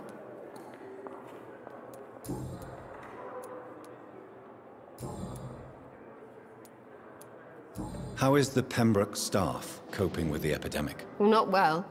Milton, the ambulance driver, is even more grumpy than usual, especially concerning doctors.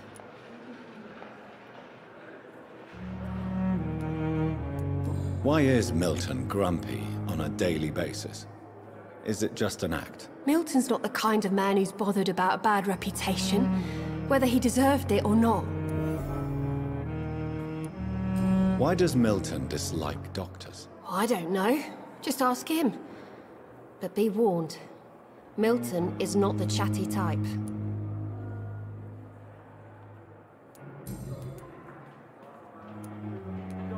How would you describe the situation at the Pembroke Hospital? It's serious. The flu is wreaking havoc amongst the staff and patients.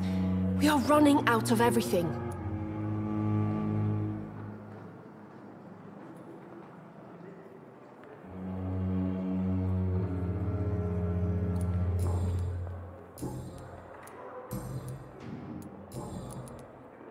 What can you tell me about the strange man visiting one of the nurses during her shift? Let me guess. You spoke with that old shrew, Goodbye, Nurse Hawkins.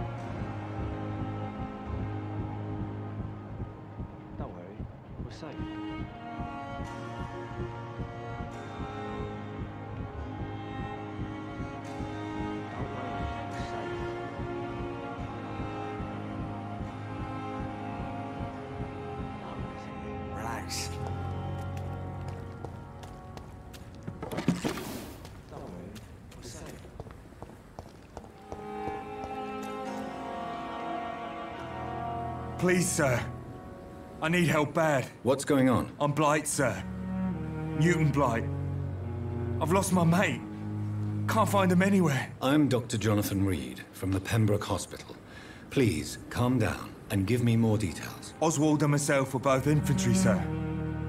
We were en route for the hospital, but we had a disagreement.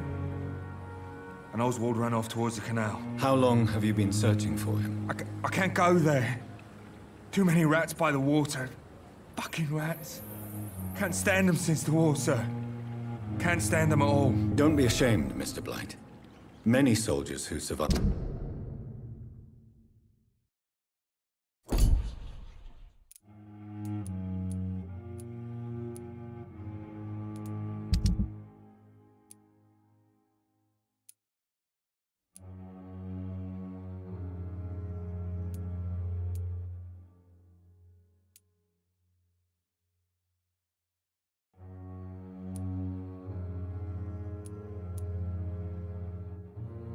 The trenches suffer from musophobia. I'll see what I can do for your friend. I have all the information I need for now. If I find anything out about your friend, I'll let you know as soon as I can. Thank you, Dr. Reed. I cannot enter.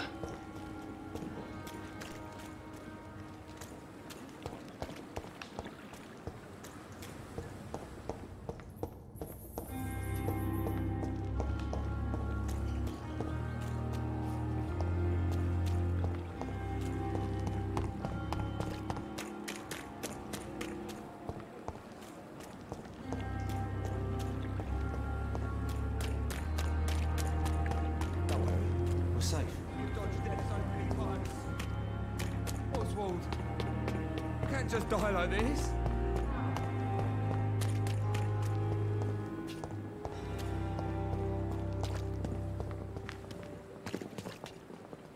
Good evening, Nurse Brannigan. Good evening, Doctor.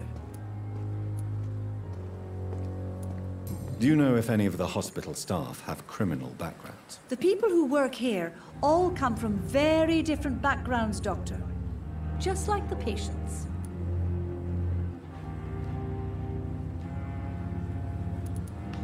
Have you seen a strange man visiting any of the nurses here? I've never heard of such a thing, Doctor. Goodbye, nurse. Call me if you need assistance. We are.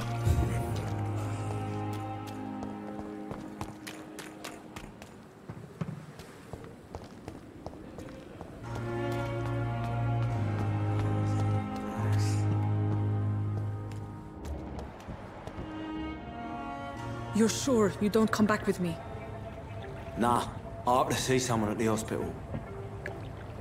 Be careful. You look so bad they may keep you as a patient. Fuck 'em. I don't like hospitals. Or doctors. Well then, when you go back to Whitechapel, you may find this useful.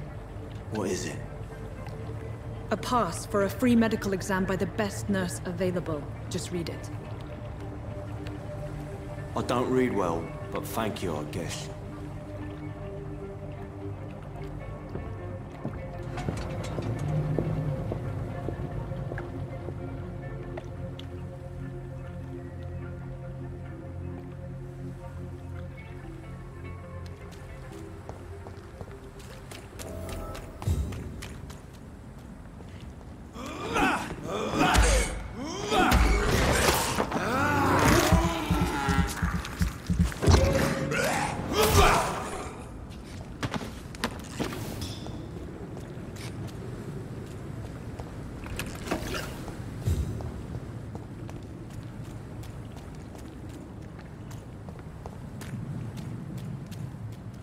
It's locked. I cannot enter.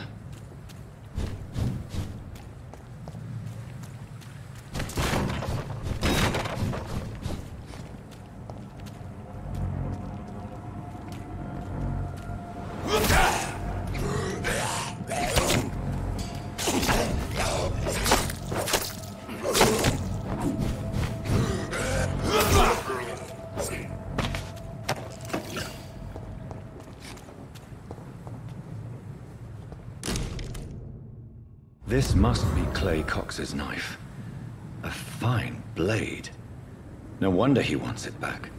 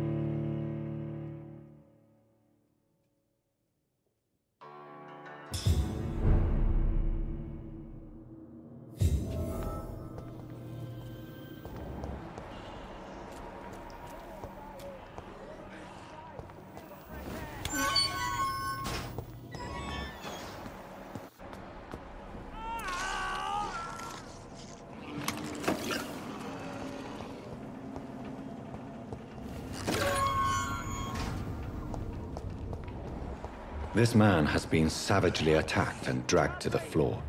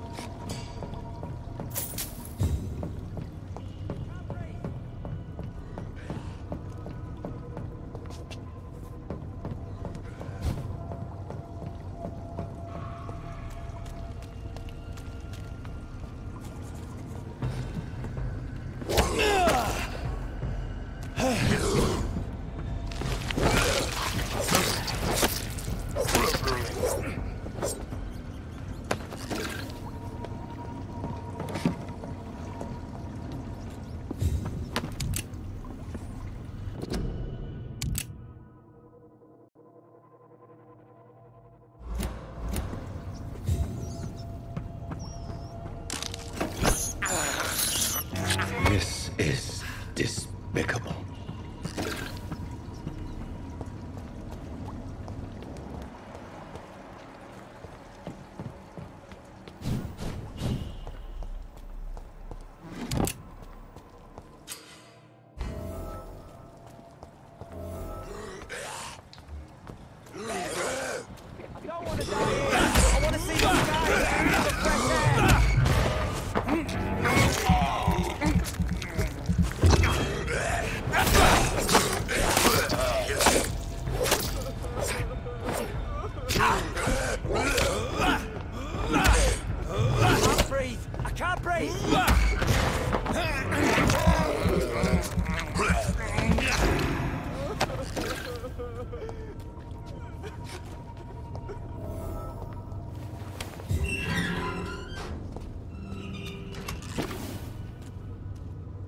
Are you injured, sir? Help me get out of here. I need to get out. I'm Dr. Reed, and I'd be glad to help you, but you must calm down first.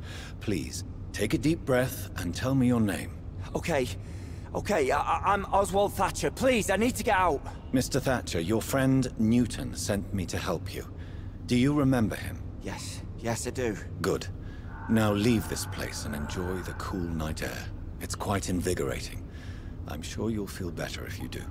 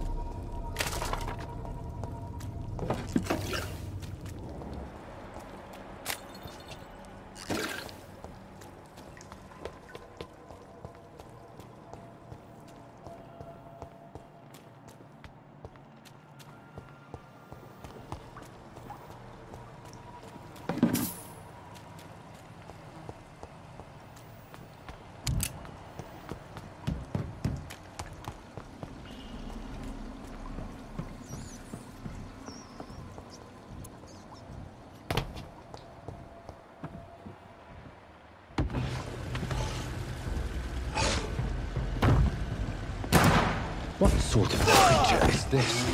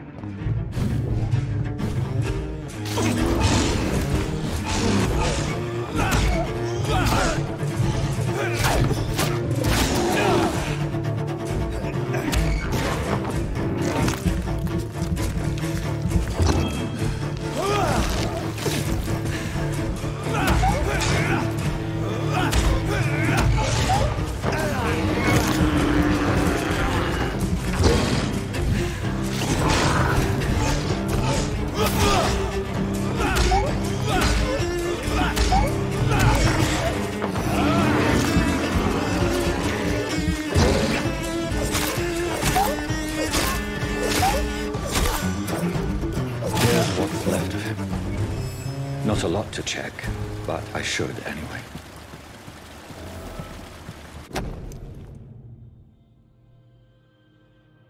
Some voucher for a free checkup in Whitechapel. What is Nurse Crane up to? I really must find her.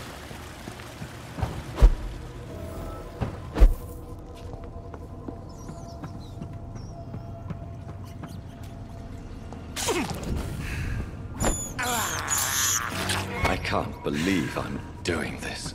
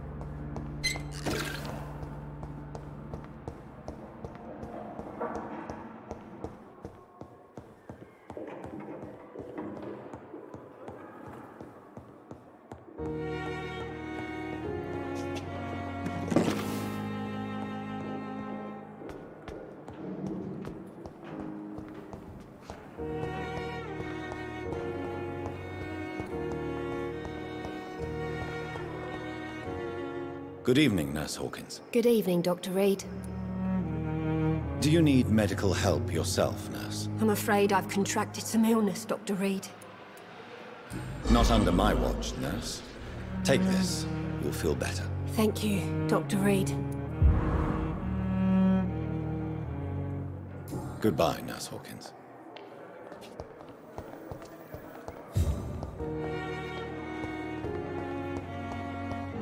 Simpletons, these nurses.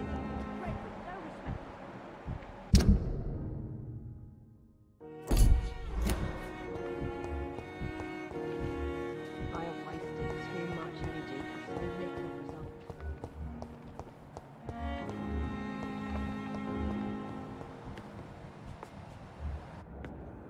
I'm quite busy right now, Dr. Reed. Do you need my assistance? Don't be ridiculous. I'm capable of dealing with this myself.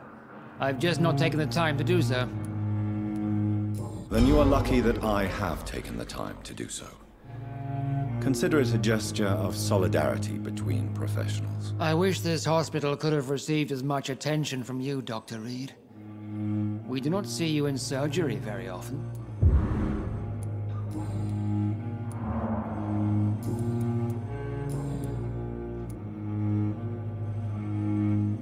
I don't know what you've heard about me, but I have already proved my value as a practitioner. I don't question your skills, Dr. Reed, but your motive.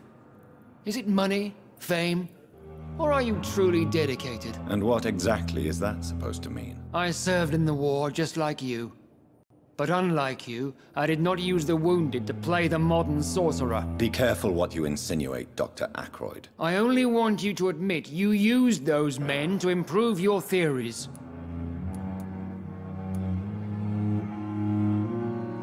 Knowledge has always been and will remain our main weapon, and it has always come at a price.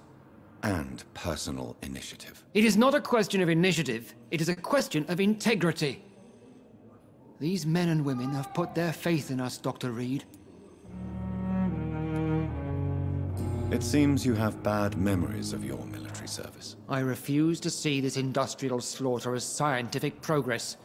War only reveals the worst in men. We can at least agree on something, Dr. Ackroyd.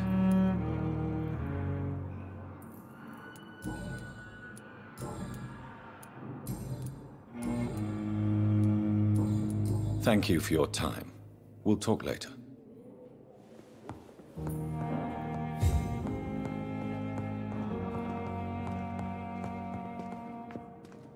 Good evening, Dr. Strickland. And good evening to you, Dr. Reed. Can I be of any help?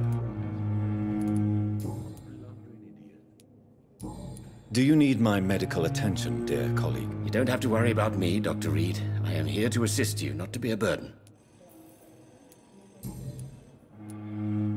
What do you think of Dr. Ackroyd's aversion to modern medical methods? It's a shame he's so narrow-minded. Dr. Swansea taught me that science is about exploring uncharted territory. I'm convinced that's true. With the influenza and all that's going on, you should put your differences aside, don't you think? Why is it so difficult to work together? I believe that if Dr. Ackroyd had been the one to discover the transfusion process, he would be the first to recommend its use. So you believe it's just a question of jealousy and pride? Dr. Ackroyd is as proud as he is blinded by his obsolete concept of medical science.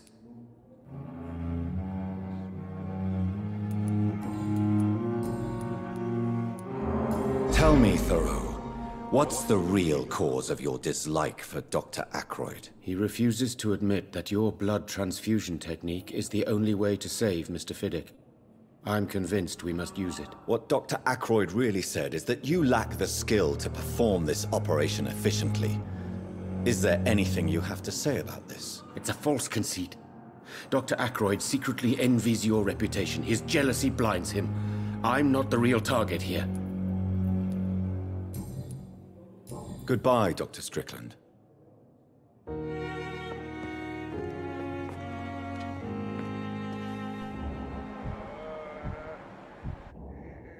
Good evening, Mr. Fiddick. Good evening, Dr. Reed. Any news about my operation? Is there anything else that's bothering you? Can I help in any way? Really? Why has no one else asked me that since I got here? I thought I was in a hospital. Unfortunately, you are not the only person who needs help. And complaining about it won't do you any good. Well, perhaps you're right, Dr. Reed. I'm sure if me missus was still alive, she wouldn't be happy with me going on like this. Goodbye for now, Mr. Fiddick. I'll see you later.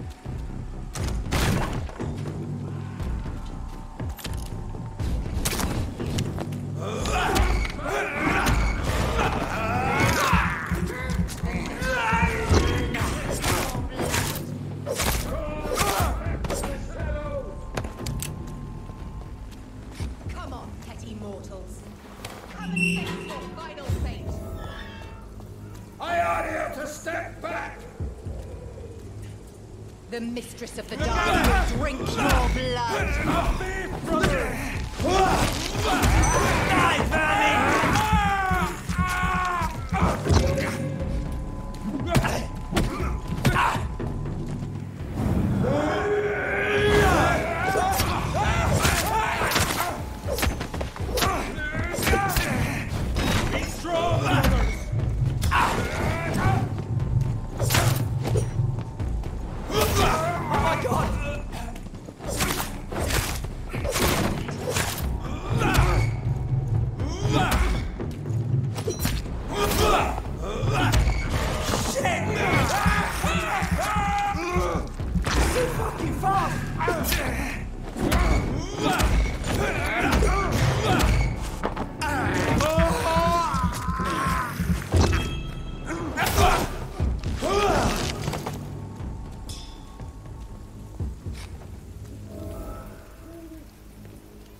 Are you all right, Miss Hapcroft? They were tracking me, hunting me down.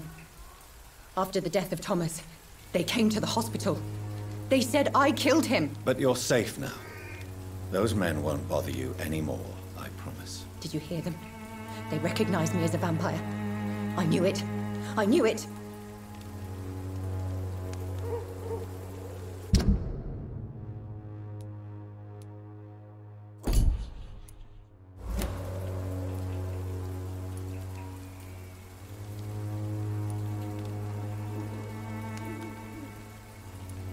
I believe you need to get back to safety as quickly as possible. I'm not crazy.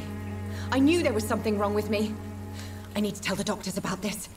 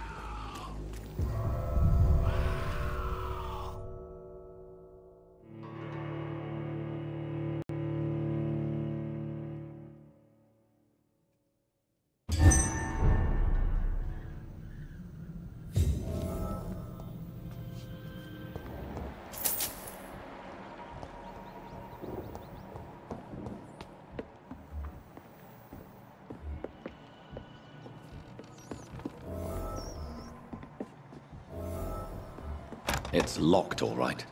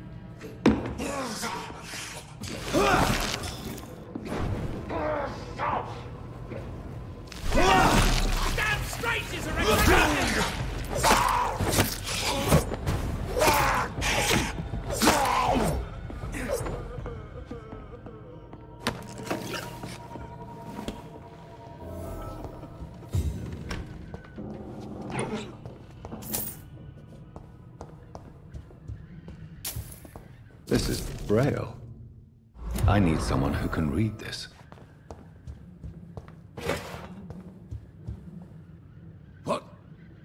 What happened? Who are you? It's all right, sir. You're safe now. Oh, a fellow Englishman. Thank you, sir. For a moment, I thought those bloody heathens had killed me. What are you doing here? This place is not safe. Yeah, it's a cesspool, but it's mine. I came to collect some overdue rent, but those who still live here have gone completely bonkers. You're very lucky to be alive. Yeah, filthy immigrants. Fucking savages, every one of them. And now with this bloody fever, they're just animals. You can find safety of sorts in Whitechapel. If you're quick and cautious, you'll be able to avoid the savages.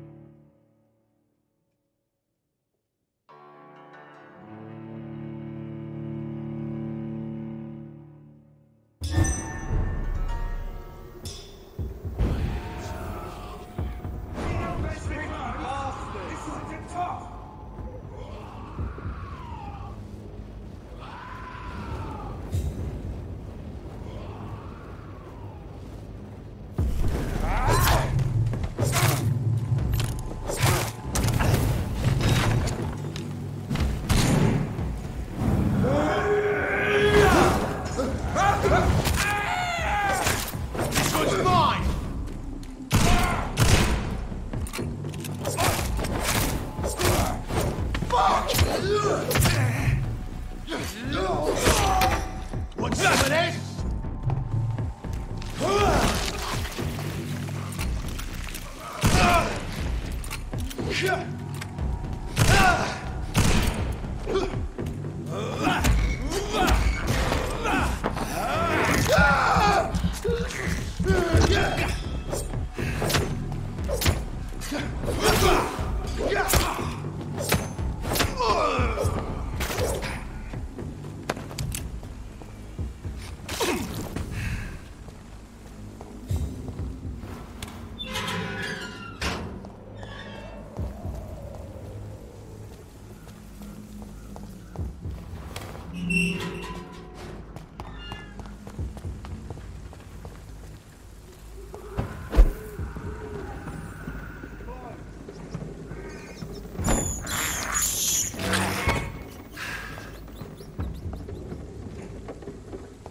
It ain't human!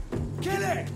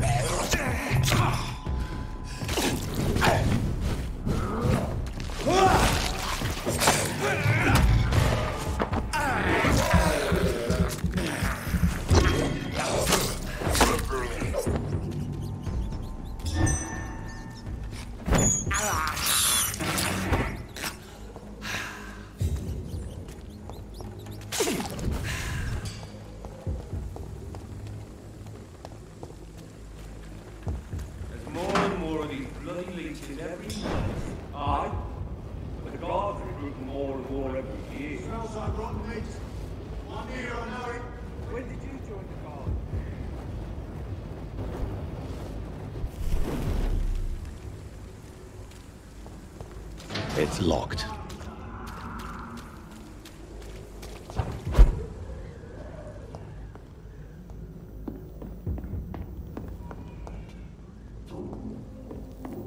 I cannot enter.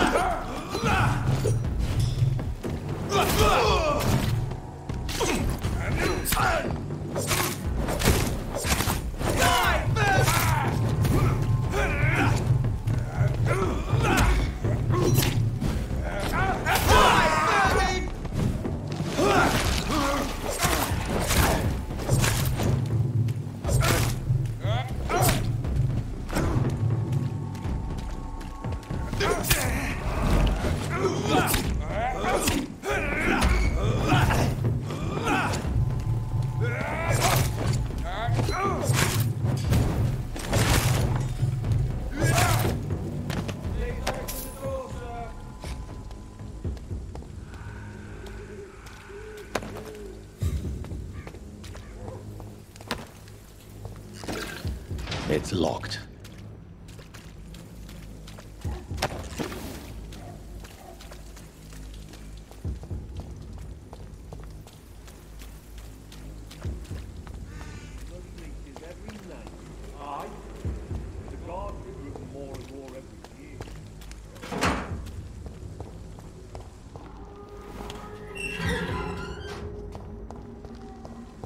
Whitechapel. This neighborhood is linked somehow to the kind Lady Ashbury's blackmail. First, let's find this Petrescu fellow.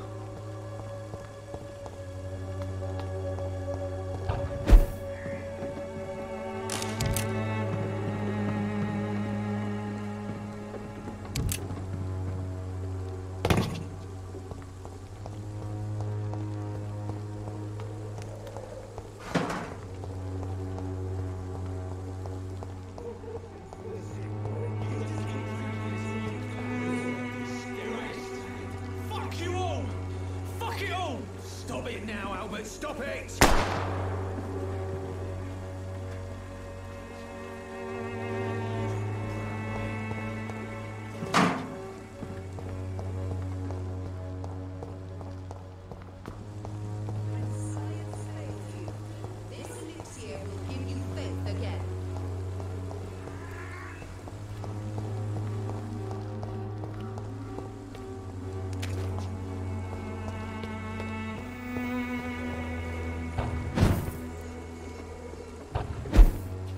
I cannot enter.